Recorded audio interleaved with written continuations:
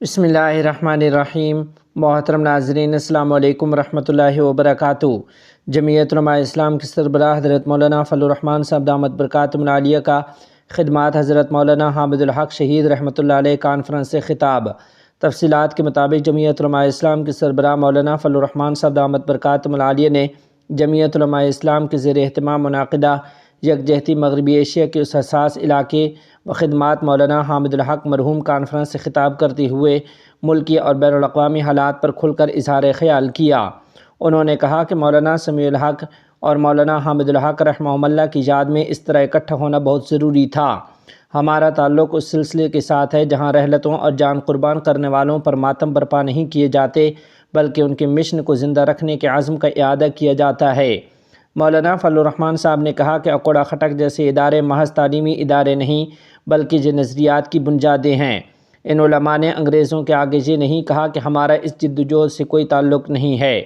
انہوں نے مزید کہا کہ ہمارے آج کے حکمران اس وقت بھی انگریز کے وفادار تھے، اور جو اس وقت انگریزوں کے خلاف تھے وہ آج بھی مظلوموں کے حق میں آواز بلند کر رہے ہیں۔ مولانا فضل الرحمان صاحب نے افغانستان اور مغربی ایشیا کے اس حساس علاقے کے مسائل پر بات کرتے ہوئے کہا کہ جس طرح افغان طالبان کو خاص نظریات کے حامل قرار دیا گیا، اسی طرح اس خطے یعنی ارض مقدس میں موجود ایک فریق کی مزاحمتی تنظیم کو خاص نظریات کی حامل تنظیم ڈکلیئر کیا گیا۔ انہوں نے ارض مقدس میں موجود خاص فریق کی مزاحمتی تنظیم کے نمائندوں کو جدوجہد کرنے والے قرار دیتے ہوئے کہا کہ آج یہاں سے امت مسلمہ کی متفقہ نمائندگی کی جا رہی ہے۔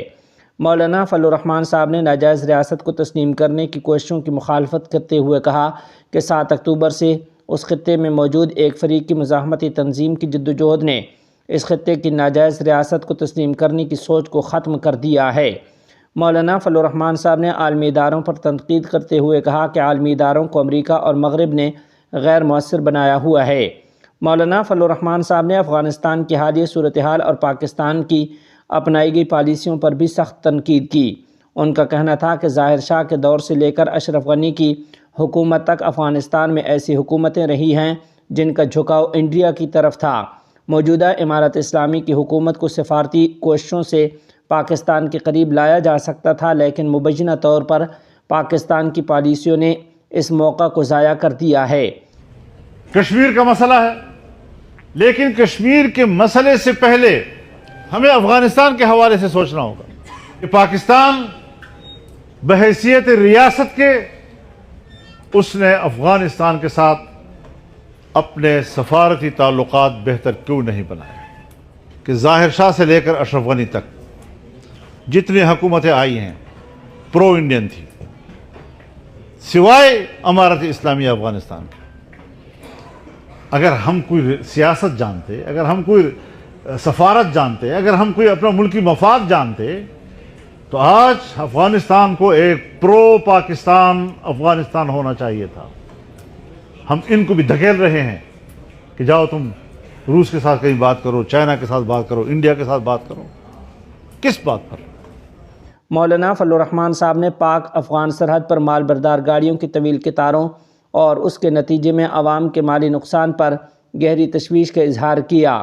ان کا ماننا ہے کہ یہ غلط پالیسیاں اس وقت تک جاری رہیں گی جب تک سیاسی اور اقتصادی سوچ کو فوجی نقطہ نظر کے ساتھ شامل نہیں کیا جاتا۔ مولانا فضل الرحمان صاحب نے انڈونیشیا، ملائیشیا، افغانستان، ایران، بنگلہ دیش اور چین کی ترقی کرتی ہوئی معیشتوں کا حوالہ دیتے ہوئے سوال اٹھایا کہ ان ممالک میں کیا مشترک ہے جس کی وجہ سے پاکستان کی معیشت زوال پذیر ہے۔ فوج کو مخاطب کرتے ہوئے مولانا فضل الرحمان صاحب کا کہنا تھا کہ موجودہ صورتحال میں ان کے پاس مضبوط سیاسی حمایت موجود نہیں ہے، صرف یہ بیان دے دینا کہ قوم متحد ہے کافی نہیں ہے۔ انہوں نے مزید کہا کہ جب انڈیا کے ساتھ کسی معاملے پر بات ہوتی ہے تو پوری قوم یکجا ہو جاتی ہے اور ہر فرد قربانی دینے کے لیے تیار رہتا ہے، تاہم افغانستان کے معاملے پر قوم میں وہ اتفاق رائے نہیں پایا جاتا، کیونکہ دونوں ممالک کے زمینی حقائق مختلف ہیں، اس لیے ذرائع ابلاغ پر کیے جانے والے غیر مصدقہ بیانات سے متاثر نہیں ہونا چاہیے۔ آج بھی میں اپنے فوج کو اس محاذ سے ایک پیغام دینا چاہتا ہوں، اس کا اعتراف کر لو، آپ کو بھی سیاسی قوت کی ضرورت ہے، آپ کو بھی عوام کی پشت پناہی کی ضرورت ہے۔ زبانی بیانات جاری کر دینا قوم ایک ہے، قوم ایک ہے۔ اب جب ہمیں انڈیا نے چھیڑ دیا اور ادھر سے معاملات خراب ہو گئے. آپ دیکھ رہے ہیں کہ آج پوری قوم ایک صف پہ. اگر انڈیا کے ساتھ معاملہ ہوگا قوم ایک صف پر ہوگی. اگر افغانستان کے ساتھ معاملہ ہوگا قوم ایک صف پر نہیں ہوگی. کا دعویٰ تھا کہ ان کی سوچ اور انداز فکر بہتر ہے اور اس لیے فوج کو اپنی سیاست، عوام، معیشت اور وسائل کے بارے میں واضح موقف کے ساتھ بیٹھ کر غور کرنا ہوگا.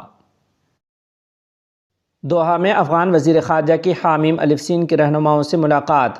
تفصیلات کے مطابق افغان وزیر خارجہ محترم مولوی امیر خان متقی نے دوحہ میں حامیم الف سین کے سیاسی دفتر کے سربراہ محترم اسماعیل درویش اور دیگر اہم شخصیات سے ملاقات کی ہے.